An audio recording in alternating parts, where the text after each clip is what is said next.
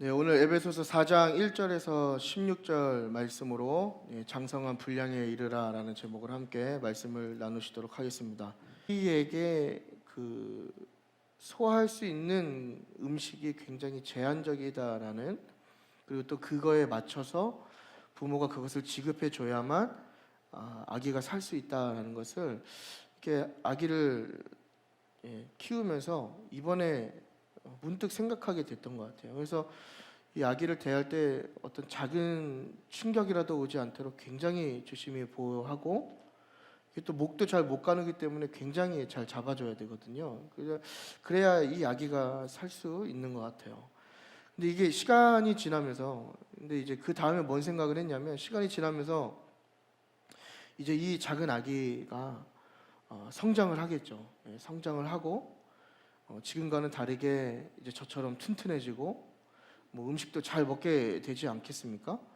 근데 만약에 그런 생각을 해본 거예요. 만약에 이 아이가 긴 시간이 지나서 이제 성장함에도 불구하고 여전히 분유를 먹고 있다라고 가정을 한다면, 이게 굉장히 이 부모의 입장으로서 이 아이를 바라볼 때 심각한 문제가 되지 않겠냐라는 이제 문득 질문이 떠오르게 된 거죠. 그러니까 성장한 아이에게는 사실 뭐 분유가 아무런 도움이 되지 않습니다. 그렇지 않습니까? 여기서 분유 드시는 분은 안 계시잖아요. 다 맛있는 음식 드시고, 지금 저희 첫째랑 둘째가 이제 6살, 4살인데 이제 얘네도 벌써 그 짠맛을 알아갖고 제 아내는 음식을 굉장히 싱겁게 하거든요. 그래서 엄마가 주는 밥을 잘 안 먹어요. 싱거워서 맛이 없으니까. 근데 저희 장모님이 가끔 아이들을 봐주실 때 해주는 음식은 굉장히 잘 먹습니다. 굉장히 짜거든요. 그러니까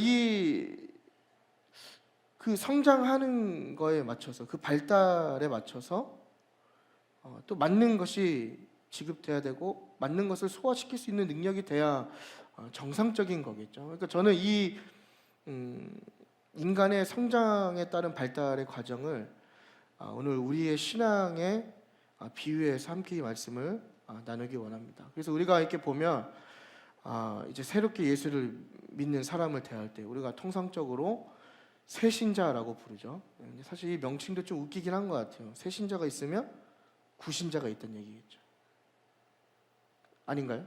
그렇죠? 여러분들 다 구신자시잖아요. 새신자, 구신자, 아니 뭐 예신자. 이 말이 좀 웃기긴 한 것 같은데, 아무튼 우리가 예수님을 처음 믿을 때 우리가 그 사람을 어떻게 대하는지를 보면 우리가 깊이 공감할 수 있는 것 같아요. 그래서 다 섬겨주고 뭐 격려해주고 뭔가 신앙적으로 소화시킬 수 있는 게 아직은 제한적이기 때문에 우리가 그 새로운 성도를 대할 때 어떤 믿음에 대한 큰 도전이나 큰 어려움이나 또 어떤 강한 훈련이나 강한 헌신을 요구하지 않는단 말이죠.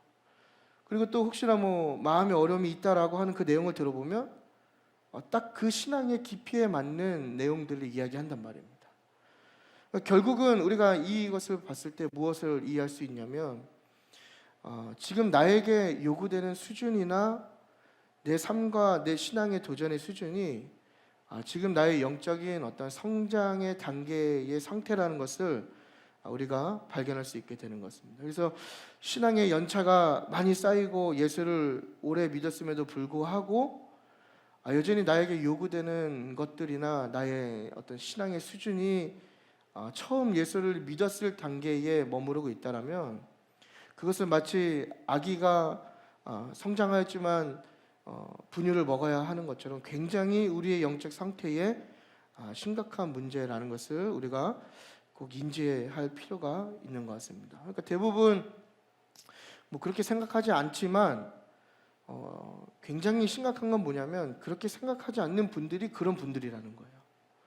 그러니까 교회 안에 굉장히 이런 영적인 성장이 이루어지지 않는, 여전히 초신자와 아기를 대하듯이 대해줘야 하는 그리스도인들이 굉장히 많이 있다는 겁니다.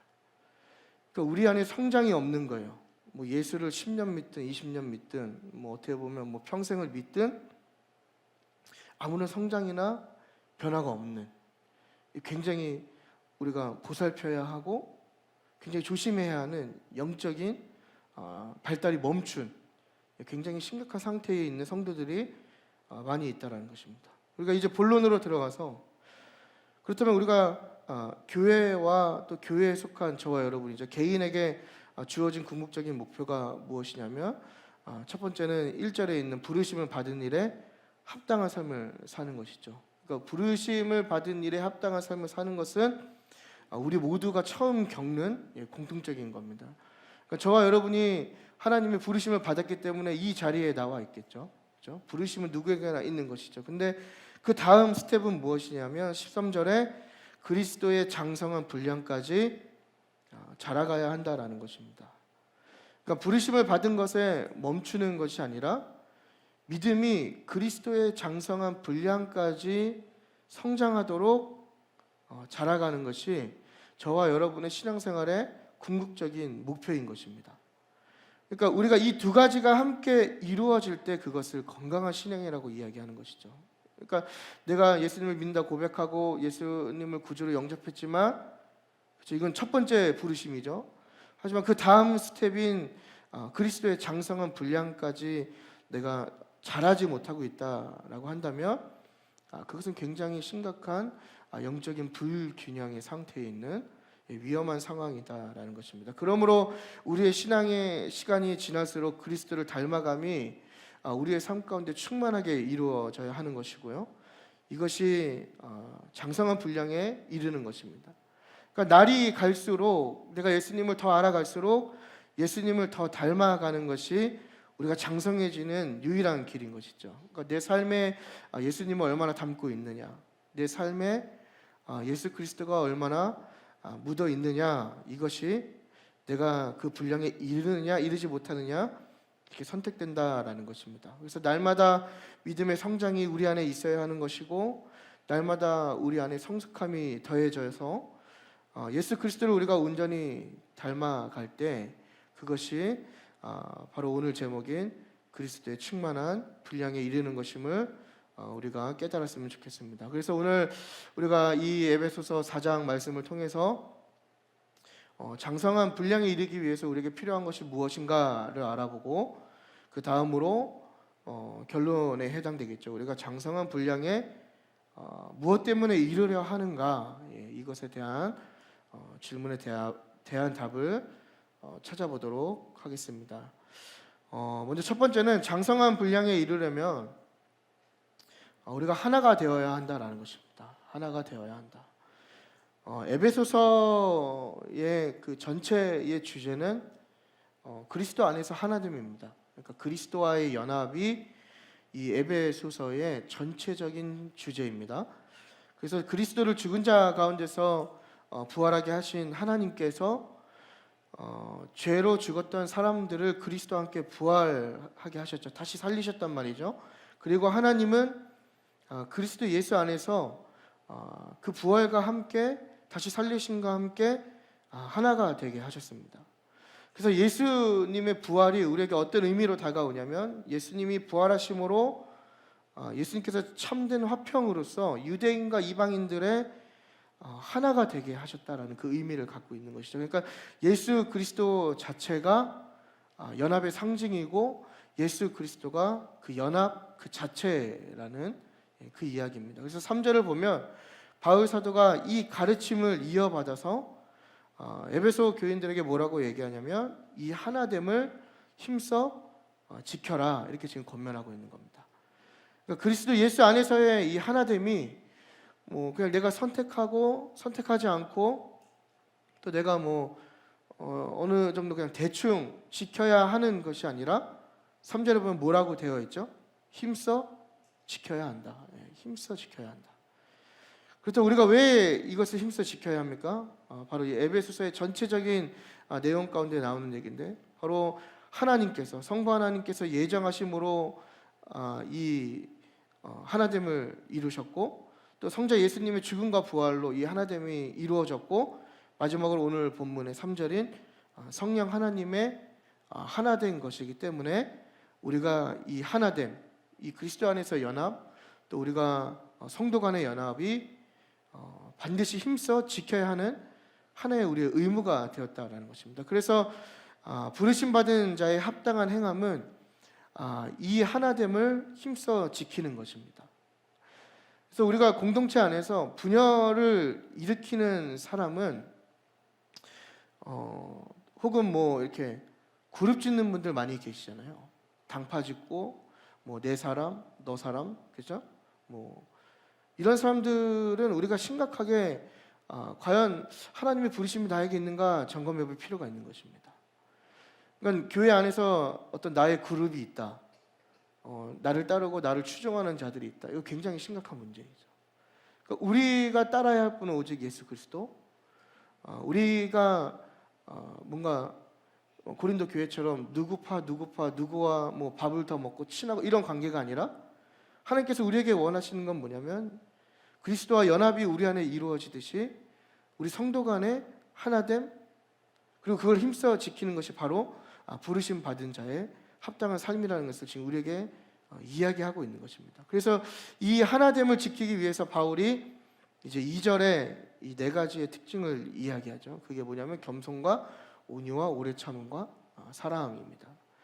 그래서 그리스도의 몸된 교회를 이루는 신자들은 이 네 가지의 성품을 활용해서 하나됨을 지킬 수 있게 되는 것이죠. 그러니까 우리 안에 이런 겸손과 온유와 오래 참음과 사랑이 좀 충만하여지기를 축복합니다. 이러한 성품이 우리 안에 넘쳐날 때에 우리 공동체와 우리 교회가 정말 하나님 앞에 온전하게 인정받는 하나된 신앙 공동체가 될 줄 믿습니다.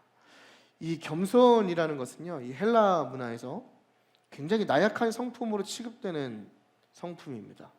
그 당시 헬라 문화는 자기를 드러내는 게 강한 것이고, 자기를 무엇으로 드러내냐면 바로 그 지식으로 자기의 강함을 드러내는 것이거든요. 근데 예수님의 가르침은 그게 아니었단 말이죠.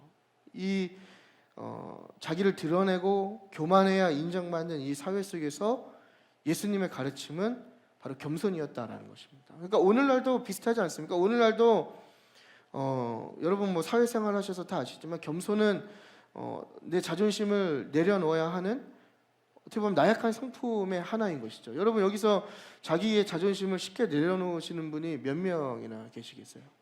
그렇죠? 저도 굉장히 이 한 자존심 하는 사람인데 우리 다 그러지 않습니까? 뭐 교회 밖에 나가면 지기 싫어하고 인정하기 싫어하고 누군가 나를 무시하고 그러면 다 자존심, 우리 안에 분노가 일어나는 게 다 어디서 오는 거예요? 다 자존심이 상하기 때문이잖아요. 근데 이 겸손의 시작은 어디서 오냐면 이 자존심을 잃어버리는 데서 시작하는 것이고, 그게 굉장히 나약한 성품에도 불구하고 성경이 우리에게 이야기하는 것은 이 겸손을 우리에게 계속 강조한다라는 것입니다. 그래서 이사야 말씀을 보면, 이사야 57장 15절을 보면 하나님은 통회하고 마음이 겸손한 자와 함께 하신다고 이렇게 말씀하시고, 요한복음 13장 14절에서 15절을 보면 선생님 되신 예수 그리스도가 종이 하는 발을 씻기심으로써 직접 본을 보이고 계시다라는 것을 통해서 우리가 교회 안에서 얼마나 겸손이 중요한지, 사실 교회 안뿐만 아니라 세상에서도 마찬가지죠. 하지만 문제가 되는 이유가 무엇이죠? 교회 안에서도 어떻게 보면 교회 안에까지에서도 다 교만하고 굉장히 우리는 뻣뻣하다라는 것이 어떻게 보면 하나됨을 이루지 못하는 그런 원인이 될 수 있다는 것입니다. 다음으로 온유해야 한다고 합니다. 겸손이 그 마음가짐이라면 온유라는 것은 바로 겸손에서 나오는 행동입니다. 그래서 온유한 사람은 중요한 지위를 움켜쥐려고 하거나 어떤 다른 사람의 권위에 대해서 주장하지 않습니다. 온유한 사람은 수용적인 태도를 보이고 수용적인 사람인 것이죠. 그래서 다른 사람을 수용하기 때문에 이해하려고 시도하는 거예요. 그러니까 겸손과 이 온유함이 잘 이루어질 때 어떻게 보면 우리 공동체가 안전한 공동체가 될 수 있는 것이죠. 그러니까 사실 우리가 죄인들의 모임이지 않습니까? 저는 교회를 표현할 때 제 개인적인 신학의 프레임에서는 교회를 죄인들의 모임이라고 저는 표현을 하거든요.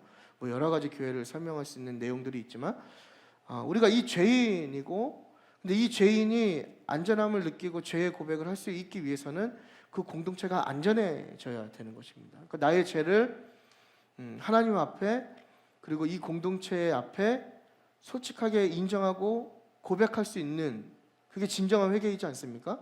근데 그 회개가 이루어지기 위해서는 이 공동체가 안전해야 하는 것인데, 사실 우리는 우리 내면에 이러한 솔직한 고백을 하지 못하는 이유가 무엇이죠? 우리가 속해 있는 공동체가 그것을 수용할 수 없을 뿐더러 내가 이 공동체에 대한 안정감을 느끼지 못하기 때문인 것이죠.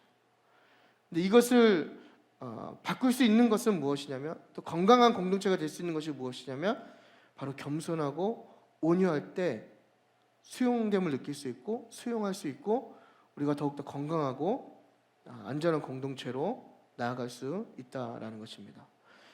세 번째는 오래 참음이죠. 오래 참음은 다른 사람의 허물이나 실패를 다루지 않고 안갚음하지 않는 것입니다. 그리고 이 오래 참음의 전제 조건은 바로 사랑입니다. 여러분, 사랑이 있어야 인내하고 용납할 수 있는 것이죠. 그래서 바울은 이 네 가지 성품을 활용해서 성령이 하나 되신 것을 힘써 지키라고 3절에서 이야기하고 있습니다. 그러면서 이제 4절, 5절, 6절을 통해서 그 하나됨의 어떤 정당성을 우리에게 계속해서 설명하고 있는 것이죠. 우리 4절을 다 같이 한번 읽어보도록 하겠습니다. 시작.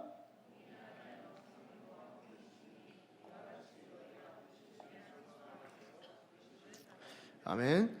몸이 하나이듯 성령님도 한 분이시기 때문에 우리가 하나됨을 이루어야 하고 지켜야 하는 것입니다. 우리는 동일한 성령을 믿습니다. 여러분 동의하십니까?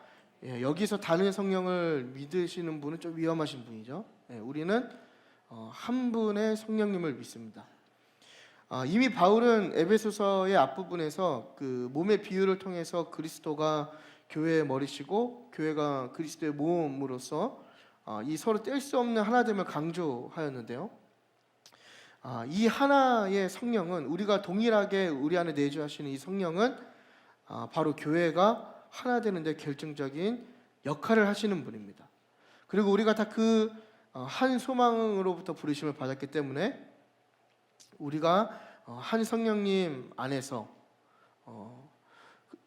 그 성령님이 역사할 때 하나의 마음, 또 하나됨을 우리가 이루어갈 수 있다라는 것이죠. 그래서 우리가 이 진정한 성령의 역사 가운데 느낄 수 있는 것은 뭐냐면, 다 우리의 마음에 하나의 마음을 주신다라는 것입니다. 그게 진정한 공동체의 의미인 것이죠. 그러므로 우리가 한 분의 성령님을 우리가 따르기 때문에 우리가 하나됨을 지켜야 한다라는 것입니다. 5절을 보겠습니다. 5절을 보면 동일한 그리스도를 믿기 때문이라고 지금 바울 사도가 얘기하는 거예요. 그래서 주도 하나요, 여기서 이제 예수 그리스도를 얘기하는 것이죠. 주도 하나요, 믿음도 하나요, 세례도 하나다. 그러니까 계속해서 바울 사도가 하나됨을 강조합니다. 그래서 이 하나됨의 당위성을 설명하는데, 우리가 왜 연합할 수 있냐면 한 주님을 모시고 한 믿음 안에서 동일한 신앙 고백으로 세례를 받았기 때문입니다. 그래서 우리가 하나의 지체라고 이야기할 수 있고, 우리는 이와 같이 한 그리스도와 한 믿음과 한 분의 이름으로 세례를 받았기 때문에 우리가 이것을 힘써 지켜야 하는 의무가 우리에게 있는 것입니다. 6절을 보면 하나님이 한 분이시기 때문에 우리가 하나님을 힘써 지켜야 한다고 바울 사도가 얘기합니다. 다양한 신이 아니라, 그렇죠? 특히나 이 고대 그리스 로마 사회에서 또 고대 근동 사회에서 이 종교 다원주의에 있는 것 가운데 하나님께서 요구하시는 것은 유일신 사상이었죠. 하나님 한 분만을 예배하는 것. 그래서 우리가 그 한 분 창조자 하나님을 우리가 동일하게 예배하고 우리의 예배의 대상이 되시기 때문에, 또 우리가 그 하나님 한 분을 찬양하고 있기 때문에 우리가 하나됨을 힘써 지켜야 한다고 바울 사도가 우리에게 계속해서 이야기하고 있는 것입니다. 그래서 우리가 이 장성한 분량에 이르려면 하나가 되기 위해서 힘써야 하는 것입니다. 반대로 얘기하면 하나됨을 힘써 이루지 않으면 우리는 이 장성한 분량의 믿음에 이르지 못한다라는 것입니다. 그리스도가 연합하셨듯이 우리도 그분의 제자라면 그분의 연합, 또 그분의 하나됨을 본받아야 하는 것이 진정한 그리스도로서의 삶이라는 것을, 또 부르심 받은 자의 삶이라는 것을 우리가 이 말씀을 통해서 다시 한 번 더 깨달았으면 좋겠습니다. 그러므로 우리가 오래 예수를 믿는다는 것이 우리에게 장성한 믿음의 기준은 아닌 것입니다. 그죠? 그래서 오래 믿는 것은 우리의 자랑거리가 아니죠. 그러니까 제일 어리석은 사람이 늘 제가 말씀드리지 않습니까? 신앙의 몇 대 가문, 이거 강조하시는 분이 제일 어리석은 분입니다. 이 몇 대를 믿는 게 중요한 게 아니거든요. 예수를 오랜 시간 믿어도 우리 안에서 하나됨에 힘쓰지 않는다면 우리의 신앙은 그냥 어린아이와 같은 신앙에 불과하다는 것을 지금 성경이 우리에게 분명히 이야기하고 있는 거예요. 그러니까 우리가 몇 대 예수를 믿었건 내가 일평생 예수를 믿었던 그게 중요한 게 아니라 하나님이 중요하게 보는 것은 그 믿었던 기간만큼 내가 예수 그리스도의 그 장성한 믿음에 다다르기 위해서 얼마나 많이 하나됨을 힘써 지키고 있었냐라는 것을 기준으로 물으신다라는 거예요. 그러니까 내 믿음이 성장했냐 성장하지 않았냐는 기간에 따른 것이 아니라 내가 얼마나 그 힘써서 하나됨을 이루려 하고 있는가, 그죠? 내 삶에서, 내 가정에서, 내 공동체에서 모두 적용될 수 있는 부분인 거죠. 그러니까 이 하나됨이 우리 가정에 적용해 보면 부부 관계의 하나됨인 거죠. 오늘날 가정이 많이 깨지는 이유가 바로 이 하나됨을 이루지 못하기 때문이지 않습니까? 한 몸을 예수 그리스도의 그 가르침을 본받아서 연합을 이루어야 하는데 전혀 연합하지 않는 거예요. 그렇죠? 너는 너, 나는 나. 가정이 깨지는 이유, 또 가족 간의 관계가 깨지는 이유, 연합하지 않기 때문인 거죠. 우리는 모든 관계에서 연합하려 하지 않는 거예요. 교회가 무너지는 이유가 무엇이죠? 교회가 교회됨을 잃어버렸기 때문이지 않습니까? 교회됨이 무엇이죠? 바로 오늘 말씀대로 부르심에 받은 대로 하나됨에 힘쓰고 연합하고 서로 수용하고 하나 되는 것이 바로 교회됨이라는 것이죠. 근데 그 교회됨을 잃어버리는 거예요. 전혀 연합할 생각도 없고 하나됨을 이루려고 힘쓰지 않는 거예요. 그냥 너는 너, 나는 나. 그냥 주일에 한번 보는, 그냥 예배드리고 각자 흩어지면 되는. 그러니까 신앙의 능력이 나타나지 못하게 되는 이유가 바로 여기에 있는 것입니다. 그러니까 이렇게 계속 신앙생활을 해서 오랜 기간이 지나도 결국 우리의 믿음의 수준은 젖먹이 아이와 같은 굉장히 성숙하지 못한 신앙의 단계에 있다라는 것을 우리가 좀 돌아봤으면 좋겠습니다. 마찬가지로 교회가 몇 주년 된 것도 굉장히 중요한 것이 아니죠. 그러니까 우리는 계속 뭔가 시간에 비례해서 우리의 믿음을 이렇게 진단하고 그것을 척도로 삼는데 교회가 몇 주년 된 것도 중요한 것이 아닙니다. 그죠? 그리고 성도가 얼마나 모이는지도 중요한 것이 아니죠. 오래전에 세워졌다고. 여러분 지금 서울이나 이렇게 각 지역에 한국 초대 교회에 세워진 교회들의 모습을 보셨습니까? 그 교회들이 굉장히 형편없게 지금 낡아 있습니다. 교회 예배당이 기울어져 가는 거는 문제도 아니고요. 그 안에 그 예배당을 지키는 성도들이 없단 말이죠. 그러니까 100년 이제 한 120년 된 거죠. 120년 교회의 전통을 매번 그런 교회 홈페이지 들어가면 자랑하고 교회 연역 자랑하는데요. 결국 지금의 모습은 뭐냐면 하나됨이 없는, 그죠? 하나됨이 없고 그 능력을 잃어서 교회 교인들이 없는, 그냥 교회 건물만 있는 빈 껍데기만 남아 있다라는 거예요. 교인들이 많다고 그 교회가 또 대단한 것도 아니죠. 오히려 교회가 많이 되고 많이 모이고 수만 명이 모여도 우리가 여러 가지 사회 이슈나 매스컴을 통해서 알 수 있겠지만 수만 명이 모이지만 서로 하나 되지 못하고 연합하지 못해서 그리스도의 몸된 교회를 얼마나 갈기갈기 찢는 상황들이 벌어지고 있는지 몰라요. 그렇지 않습니까? 그래서 누구를 따라서 그래서 교회 안에서 당파 짓고 교회를 다 찢어버리잖아요. 그러니까 이것들이 아무런 우리에게 도움이 되지 않는 것이죠. 그러니까 우리가 이것을 자랑하는 것만큼 굉장히 어리석은 것은 없는 것 같습니다. 그래서 교회는 이 장성한 분량에 이르기 위해서 계속해서 우리가 예수 그리스도의 하나됨을 본받아 서로 연합하기 위해서 힘써야 한다는 것이죠.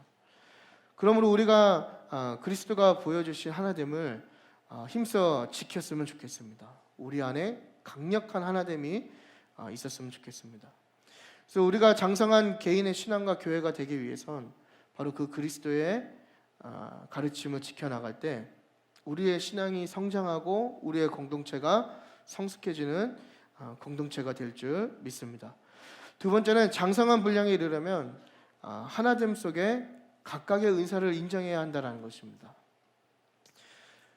앞서 이 바울 사도가 그 하나됨을 지키기 위해서 힘쓰라고 지금 계속 이야기하고 있는 것이죠. 그러나 이 바울이 의미하는 것은 우리가 잘 이해해야 할 게 교회와 개인이 하나됨을 힘써 지키되 그 안에 다양성을 무시하는 하나됨을 이야기하는 것은 아닙니다. 이걸 우리가 좀 잘 분별할 필요가 있어요. 그러니까 우리는 이렇게 뭐 하나됨 하면 마치 모두가 빨간색으로 통일해야 되고 노란색으로 통일해야 되고 이거 뭐 정치 얘기를 하는 건 아닙니다. 근데 아무튼 뭐 색깔을 얘기하다 보니까 그런 색깔들이 나왔는데 뭐 그거를 얘기하는 건 아니죠. 예. 우리가 그리스도를 본받아서 하나의 연합은 이루지만 그 안에 각각의 하나님께서 주신 그 은사를 인정해야 된다라는 거예요. 그래서 제가 이 두 번째 대지를 준비할 때 원래는 하나됨 속에 그 다양성을 인정해야 된다라고 제가 기록을 했다가 수정을 했는데 왜 그렇게 했냐면 오늘날 이 다양성에 대한 기준이 너무나 넓은 것이죠. 예, 그래서 좀 애매모호하게 또 넓은 의미로 이 다양성을 설명드리면 이게 말씀을 제가 이렇게 아로 전해도 어로 받아들이시는 분들이 굉장히 많이 계시더라고요. 이렇게 설교를 좀 이렇게 하고 이제 또 같이 나누고 교육을 하다 보면 분명히 저는 아로 이야기했는데 그걸 어로 받아들이시는 분들이 계시고 또 저는 어로 얘기해도 아로 이해하시는 분들이 계세요. 그래서 조금 더 디테일하게 이제 이야기한 게 각각의 은사를 인정해야 된다. 그러니까 하나 되지만 그 안에 있는 각각의 은사를 무시하면 안 된다. 그러니까 이 에베소서 말씀을 여러분 잘 묵상하시다 보면 굉장히 이 말씀이 신비롭거든요. 이 비유가 너무나 신비로워요. 그리고 이 안에 굉장히 놀라운 비밀이 있는데 오늘 어떻게 보면 이 두 번째 대지도 마찬가지지 않습니까? 하나인데 다양하고 다양한데 하나인 것, 그렇죠? 그래서 유기적이고 자유함이 그 안에 존재할 수 있는 것이고 바로 교회 공동체가 이 유기적인 연합을 이룰 수 있는 것이 바로 이 진리 안에 있기 때문이라는 것입니다. 그래서 마치 삼위일체의 하나님처럼 한 분이신데 세 위격이시고, 그죠? 또 그 세 위격이 동역하시고 그 안에 또 질서가 있으신, 하지만 또 그 안에 질서 안에 있는 또 자유함이 있는 것처럼, 또 오늘 이 에베소서의 비유처럼 몸이 다양한 신체들로 이루어져 있지만 그것을 뗄 수 없는 하나의 몸으로 여기고 또 그 몸이 이 머리의 지시를 받는 것처럼 교회 공동체는 하나이지만 그 안에는 각각의 은사들로 세워진다는 것을 우리가 기억해야 합니다. 그래서 7절을 보면 우리 다 같이 한번 읽어보겠습니다. 7절이요. 시작.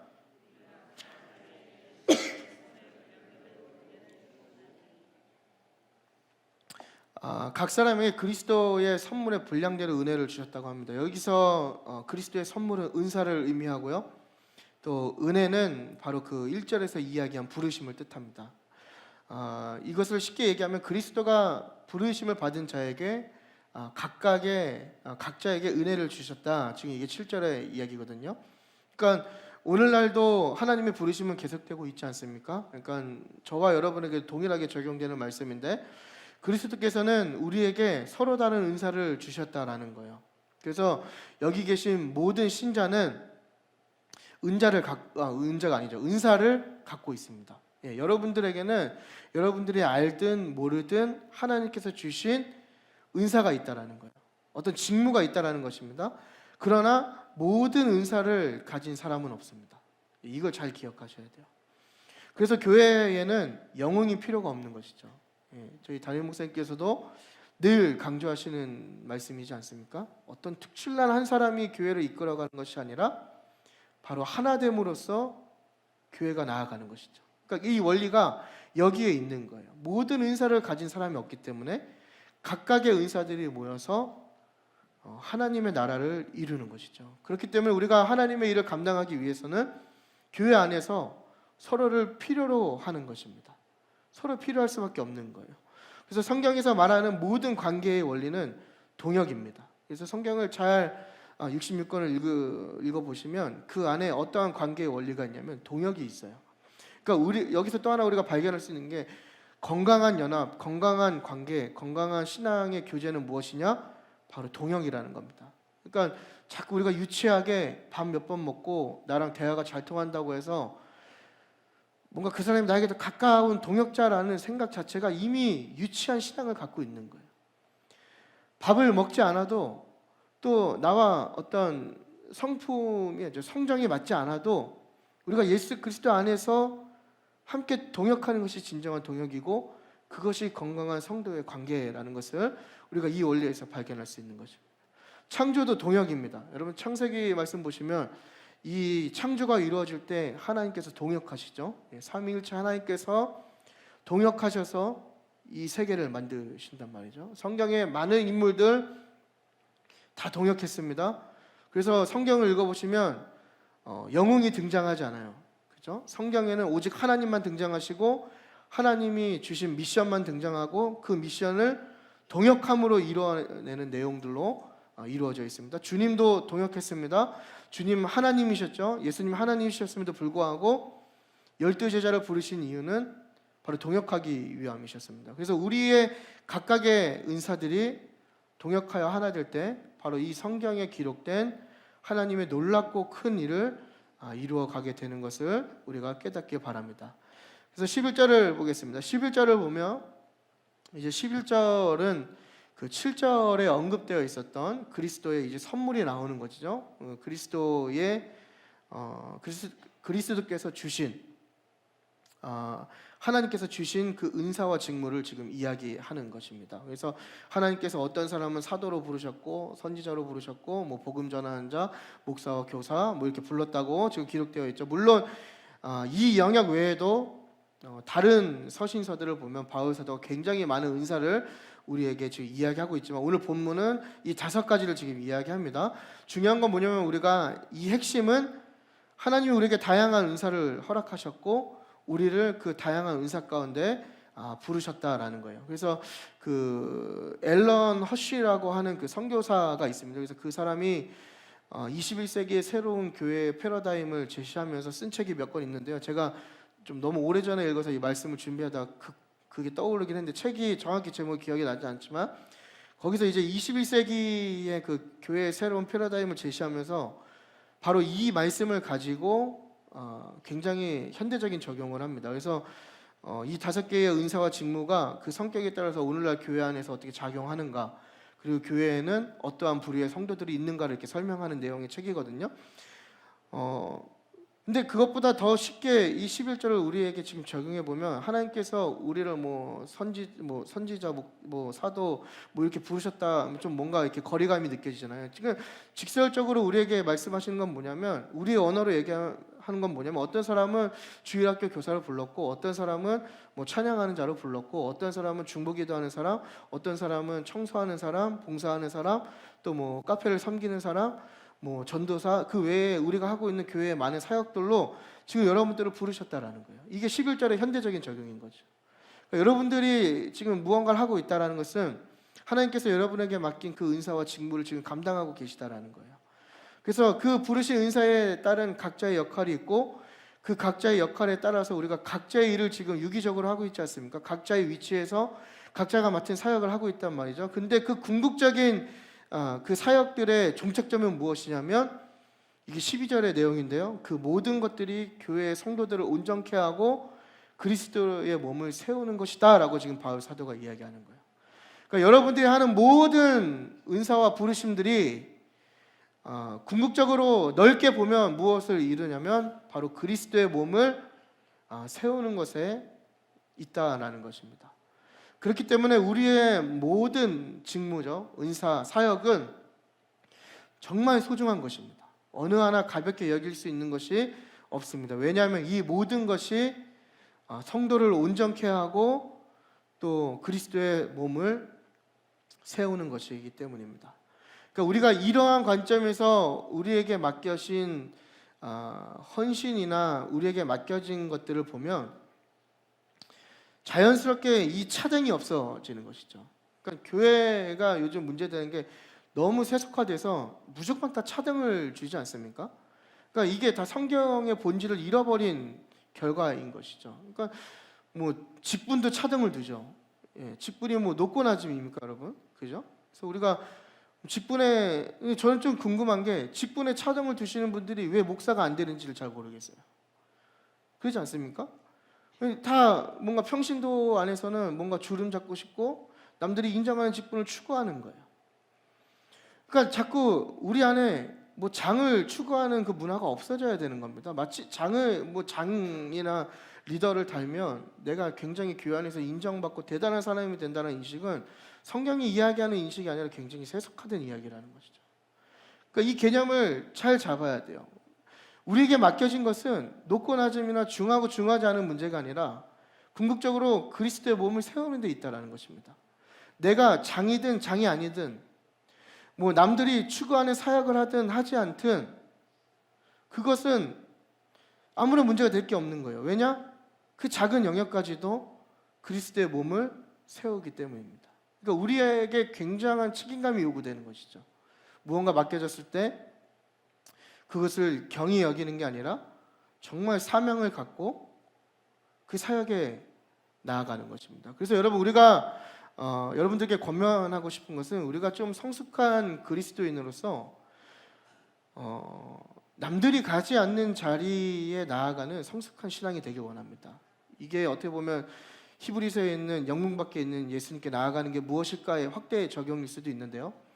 사실 교회 안에서도 보면 주류와 비주류가 있지 않습니까? 교회 헌신을 보면 남들이 굉장히 추구하는 헌신이 있고 남들이 굉장히 기피하는 헌신이 분명히 있단 말이죠. 근데 이러한 관점을 갖는 것도 결국에는 우리가 이러한 사역들이 그리스도의 몸을 세우는 데 있다는 것을 깨닫지 못했기 때문에 세속화된 관점을 가지고 우리의 어떤 헌신과 은사들을 바라보기 때문에 우리 안에 벌어지는 일이다라는 것입니다. 그래서 여러분들이 좀 더 성숙한 신앙을 이루기 위해서 교회를 이렇게 잘 둘러보시면 여전히 열악한 곳이 있거든요.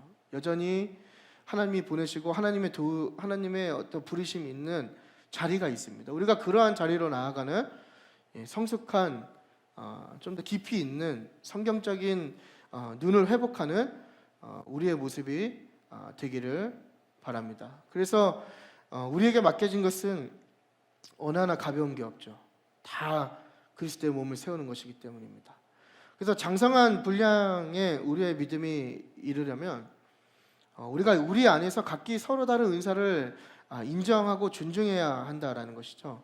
그러니까 분열이 있고 다툼이 있는 공동체와 교회의 특징은 뭐냐면 서로 이 은사를 존중하지 않는다라는 거예요. 그래서 굉장히 나눠져 있고 떨어져 있고 경쟁하고 경쟁 의식 속에서 서로를 찍어 누르기 바쁜 거예요. 그러니까 다 이게 세속화된 결과인 거죠. 다 계층화시키고 다 연령대별로 나눠놓고 역할별로 나눠놓고, 그러니까 하나의 유기적이고 그리스도의 몸된 교회를 우리가 다 각을 떠갖고 어떤 제도나 체제 안에서 그것들을 다 잘라버리는 거예요. 그래서 여러분, 분열이 있는 교회를 가면요, 우리 교회는 제가 오랜만에 칭찬을 하긴 하는데 청소년들과 청년들이 굉장히 가깝잖아요, 우리는. 그리고 저희 사역자들도 저희가 서로 잘 맞진 않아요. 솔직히 얘기할게요. 잘 맞진 않지만 그래도 굉장히 유닛됨이 있습니다. 저희 안에 경쟁은 없거든요. 근데 여러분, 분열된 교회를 가면요, 이 경쟁 의식이 굉장합니다. 그래서 그리스도의 몸된 교회를 찢어서 일단 사역자들부터 경쟁이 시작되고 서로 협력하지 않고 분열시키기 시작하는 거예요. 그래서 전혀 협조하지 않고, 또 이게 어디까지 이어지냐면 그 사역자들이 섬기는 그 영역에 있는 대상들까지도 그런 경쟁 구도에 가게 되는 거예요. 그래서 여러분, 큰 교회 가면은 막 여러 가지 부서들이 있잖아요. 막 있으면 그 부서들이 어떻게 보면 이렇게 깨어있는 성경적인 관점을 가지고 함께 동역하고 하나됨을 이루어가야 되는데 그게 아니라 서로 존중하지 않고 이 세상 말로 헐뜯고 어떻게든 깔아뭉개기 바쁜 거예요. 그러니까 세상의 경쟁 구도에 가 있는 거죠. 그러니까 이것은 마치 내가 내 몸의 신체의 어느 한 부분이 필요 없다고 잘라버리라고 하는 것과 마찬가지죠. 여러분, 여러분의 신체에서 뭐 이렇게 잘라 버릴 만한 곳이 있으십니까? 혹시 내 신체의 어느 한 곳이 필요 없어서 자른 분이 계시다? 없으시죠? 다 우리에게 이렇게 따지고 보면 다 너무나 소중합니다. 근데 저는 이 말씀을 준비하면서 저는 자른 부분이 있거든요. 저는 이 갑상선을 잘라내 갖고 이 몸에 갑상선이 없는데 제가 원해서 자른 건 아니었어요. 하지만 이 잘라낼 때 이 몸에 얼마나 불편함이 있는지 몰라요. 그러니까 하나님이 그 창조하신 그 질서가 깨지는 순간 어쨌건 없으면 굉장히 연약함이 찾아오게 되고 균형이 깨지게 되는 것이 바로 이 몸에 비유한 우리의 연합의 지금 계속해서 이야기인데요. 또 내가 손이 이쁘다고 해서 온몸이 우리가 손이 될 수는 없는 것이죠. 그러니까 굉장히 교회를 이렇게 분열하고 서로의 은사를 존중하지 않는 것은 이것처럼 굉장히 어리석은 지금 비유를 우리 스스로에게 하고 있는 거예요. 다 손이 될 수 없는 거고, 또 발이 우리가 더러운 것을 많이 밟지 않습니까? 그렇다고 해서 또 발을 잘라낼 수 없는 것처럼, 또 각자의 역할에 따라서 이것들을 우리가 이해하고 분리할 수 없는 것처럼 바로 우리가 서로 이 안에서 각기 다른 은사를 인정하고 존중해야 된다라는 것입니다. 그래서 손은 손의 역할이 있는 것이죠. 그러지 않습니까? 제가 제 아내가 저한테 손이 4개라고 이렇게 가끔 얘기합니다. 왜냐면은 그 물건 주워 달라 그러면 제가 발가락으로 주워서 이렇게 주거든요. 굉장히 잘 줍니다. 그래서 굉장히 높은 곳까지 이 아내가 서 있으면 아내의 손이 있는 곳까지 제가 이렇게 발을 집어서 줘요. 왜냐면은 허리 숙이기가 너무 힘들거든요. 이 배 나오신 분들은 아시겠지만 허리 숙이는 게 보통 힘든 게 아닙니다. 근데 이제 가다 보면 이거 뭐 좀 주워 달라고 하면 제가 이 발을 딱 집어서 발가락으로 전해줘요. 뭐든 전해줍니다. 100원짜리 빼고는 다 전해줍니다. 근데 여하튼 근데 제 그 모습을 보니까 저희 아이들도 똑같이 따라하더라고요. 그래서 제가 첫째 아이한테 달라 그러면은 발가락으로 이렇게 집어서 저한테 막 주고 그러는데 제가 아무리 이 발가락이 유능해도 저는 밥은 손으로 먹거든요. 어떤 의미인지 아시겠죠? 그러니까 손은 손의 역할이 있는 것이고 또 발은 발의 역할이 있는 것처럼 우리에게 주어진 각각의 은사는 그 역할이 있다라는 것입니다. 내가 보기에는 아닌 것 같고 내가 보기에는 내 마음에 들지 않고 내 기준에는 옳지 않지만 우리에게 맡겨진 하나님의 은사는 다 각자의 부르심이 있고 각자의 역할이 있다라는 거예요. 그래서 우리가 그것을 인정하고 허용할 때 우리 안에 갈등이 사라지게 된다라는 것입니다. 그래서 우리가 이 장성한 분량에 이르려면 두 번째는 우리가 이 은사와 이 직무에 동참해야 한다라는 것이죠. 우리가 서로를 인정했다면 이것은 우리가 인정하지 않는 분들에게 동참하지 않는 분들에게 좀 권면할 수 있는 말씀인데 우리가 이 직무에 동참한다라는 것은 바로 이 하나됨에 참여한다라는 것을 의미합니다. 그래서 오늘날 많은 신자들이 여러 이유에서 개인적인 신앙생활의 태도를 갖습니다. 굉장히 개인주의적인 신앙생활을 갖는단 말이죠. 근데 제가 계속해서 말씀드리지만 성경의 원리는 뭐죠? 하나됨이고 연합이고 동역입니다. 그러니까 하나됨과 연합과 동역을 빼뜨린 신앙생활은 굉장히 위험한 신앙생활을 지금 우리가 하고 있다라고 이야기할 수 있는 거예요. 이건 저의 이야기가 아니라 성경을 올바르게 이해하신 분들은 다 알 수 있는 내용인 것입니다. 그래서 교회에서 개인적으로만 예배드리면 된다고 많은 사람들이 이야기해요. 그리고 뭔가 내가 이전에는 교제를 활발하게 했지만 내가 어떠한 이유 때문에 뭐 상처를 받아서 뭐 여러 가지 또 뭐 삶이 힘들어서 그렇기 때문에 교제하지 않아도 된다라고 얘기해요. 그러면서 예배만 드리면 내 신앙을 지키고 있는 것이라고 얘기하고 그것이 전부라고 이야기한단 말이죠. 더군다나 코로나 이후에는 이 온라인 성도가 많아지면서 혼자 유튜브로 예배를 집에서 드리면 자신의 믿음이 지금 굉장히 유지되고 있다라고 생각하는 오늘날의 성도가 많이 있다라는 것이죠. 그러나 이것은 온전치 않은 신앙입니다. 온전한 신앙이라는 것은 바로 하나님께서 우리에게 맡기신 그 은사와 직무를 통하여 이 교회 공동체 안에 하나됨으로 참여하는 것이 바로 온전한 신앙이고 장성해 나가는 신앙이 된다라는 것입니다. 왜냐하면 이것이 그리스도께서 우리에게 원하시는, 또 우리에게 요구하시는 어떻게 보면 선물로 주신 은사에 대한 결과이기 때문입니다. 그래서 우리가 이 은사에 동참할 때 본격적인 하나됨을 경험하게 될 줄 믿습니다. 그래서 개인의 신앙생활이 아니라 이 하나됨에 참여할 때 우리가 이 그리스도를 닮는 장성한 믿음의 분량에 이르게 될 줄 믿습니다. 여러분 함께 했으면 좋겠습니다. 이 하나됨에 함께 하셨으면 좋겠습니다. 그래서 동역하셨으면 좋겠고 이 하나됨을 힘써 지키시기를 바랍니다. 믿음의 기간이 중요한 것은 아닙니다. 그렇죠? 절대적인 기준은 아니죠. 그러나 우리는 그 기간에 맞게 날마다 조금씩 장성의 분량에 이르도록 나아가야 하는 것이고, 그것이 바로 하나됨을 지키는 것이며, 이 하나됨 속에 각각의 은사를 인정할 때 모두 가능하게 되는 것임을 우리가 기억하고 믿으셨으면 좋겠습니다. 결론입니다. 우리 결론 16절을 다 같이 읽도록 하겠습니다. 16절이요. 시작.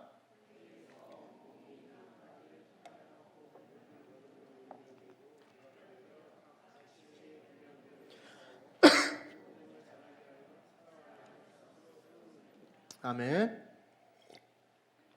이 결론이죠. 어떻게 보면 바울 사도가 이 16절을 통해서 지금까지 앞서 했던 모든 이야기를 다시 한 번 더 정리해 주는 거라고 우리가 이해할 수 있습니다. 그래서 우리가 왜 장성한 분량에 이르러야 하는가, 그죠?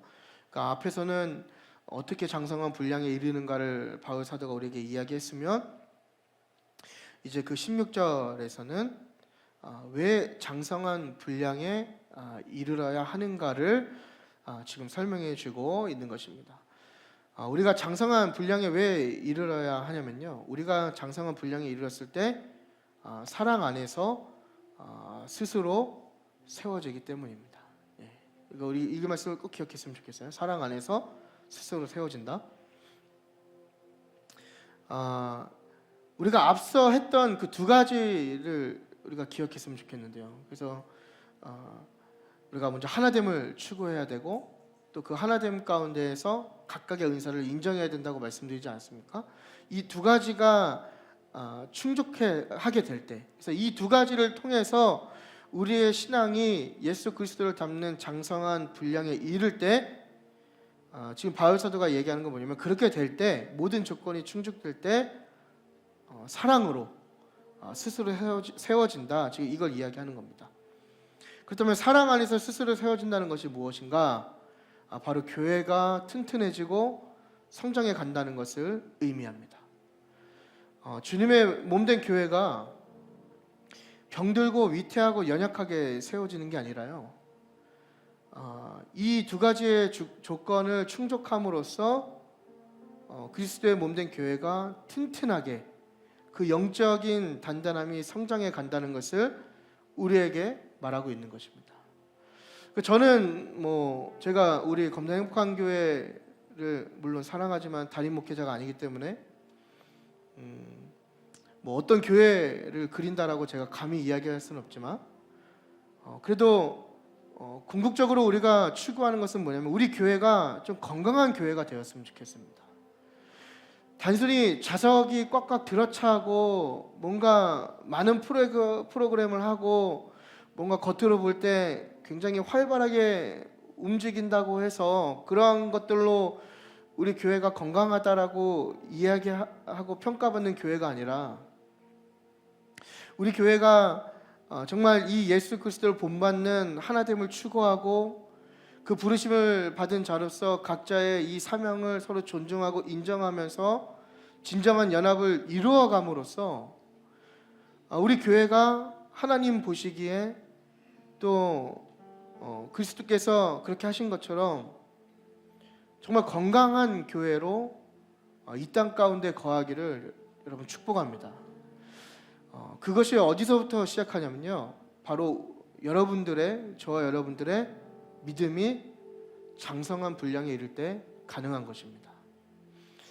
우리의 믿음을 좀 돌아봤으면 좋겠어요. 과연 나는 얼마나 성장했는가? 여전히 물론 직분에 차등을 두는 건 아닙니다.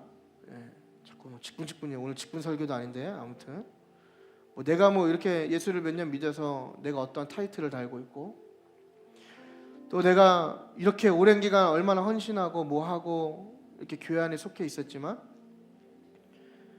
내가 나를 돌아볼 때 여전히 나는 어린아이와 같은 신앙이 있는 것이 아닌지, 과연 나는 그 장성한 분량에 이르기 위해서 어떠한 노력을 하고 있는지, 또 나는 그 장성한 분량에 이르러 하나님의 은사를 이곳 가운데 녹여내기 위해서 무엇을 하고 있는지 우리가 이 시간 이 말씀을 통해서 좀 돌아봤으면 좋겠습니다. 그래서 우리가 변화될 때, 우리가 이 바울 사도가 이야기하는 것처럼 이 바울 사도의 가르침을 우리의 공동체 가운데 나타낼 때 주님의 몸된 교회 또한 건강하게 세워질 줄 믿습니다. 그래서 여러분들을 통해서 가능한 일이고요, 그리고 여러분들을 통해서 이루어질 줄 믿습니다. 그래서 우리의 믿음이 그리스도의 장성한 분량에 이르는 성숙한 신앙이 되기를